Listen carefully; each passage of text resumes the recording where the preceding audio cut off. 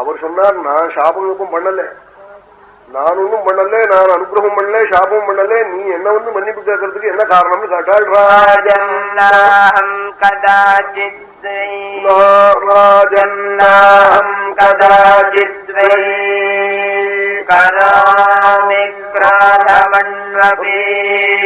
ஒரு பொழுதும் கோபிச்சுக்கிற வழக்கமே இல்லை. நாராம் நாஹம் ராஜன் கதாசித்வை கராமிக்ரோதமன்வதே நமயாஜைவ சப்தஸ்வம் துஹித்ராபீடனே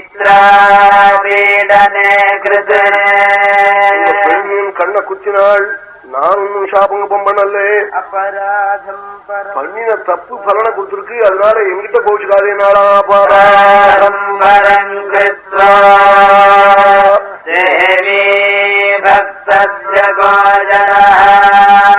சொன்னாளா, இது நான் சாபகப்பம் பண்ணல, நான் அம்பாளுடைய சரணத்தை நம்பினவன், அவளை உள்ள லட்சியம் தேடிக்கிட்டு இருக்கேன், பார்த்துக்கிட்டு இருக்கேன்.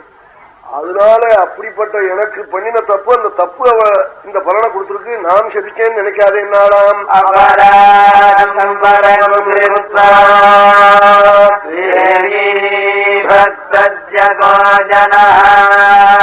சுகம் லபேதயதபி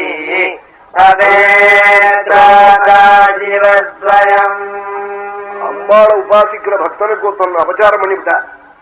பரமசிவன் வந்து அந்த குத்தவாளியை காப்பாற்றணும் நினைச்சா கூட காப்பாற்ற முடியாதாம்.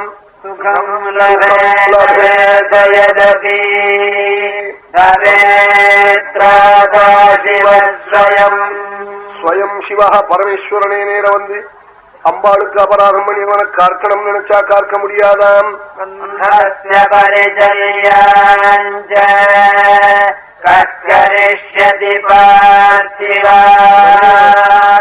ராஜா நமஸ்காரம் பண்ணி வயிறு உப்புசம் தாங்கல, எல்லாருக்கும் அனுகிரகம் பண்ணணும். பல பேருக்கு இந்த உபாதி, இந்த நடுப்புற ஒரு ஜுரம் ஒண்ணு வந்தது, அது மாதிரி எல்லாருக்கும் வந்து இங்க பார்த்தாலும் தேசம் முழுக்க வயிறு உப்புசமா போயிடுது, நீங்க காப்பாத்தணும் காப்பாத்தணும்னு காட்டா.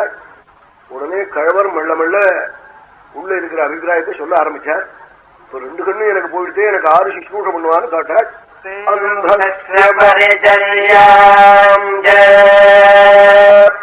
கரிஷ்யதி பார்த்திவா சேவகாபவத்சேவம் கரிஷ்யந்தி தவானிஷம் சேவகாபவத்சேவம் கரிஷ்யந்தி தவானிஷம்.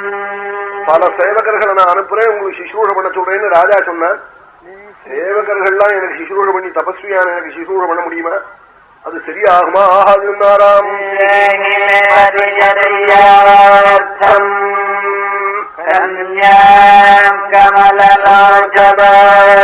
இப்படி முள்ள முள்ள சொல்லிவிட்டு அப்ப என்ன சொல்றேன்னு காட்டா ராஜா.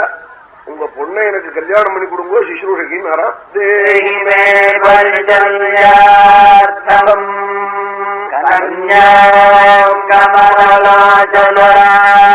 கரிஷ்யாமி தபஸ்யாஹம் தாவே தேவம் கரிஷ்யதி. நான் தபஸ் பண்ணிட்டு இருக்கேன், அவன் எனக்கு சிசுரூஷ பண்ணட்டும், எனக்கு தபஸுக்கு ஒத்தாசையா இருக்கும். நாராம் கரிஷ்யாமி தபஸ்யாஹம் தாவே தேவம் கரிஷ்யதி.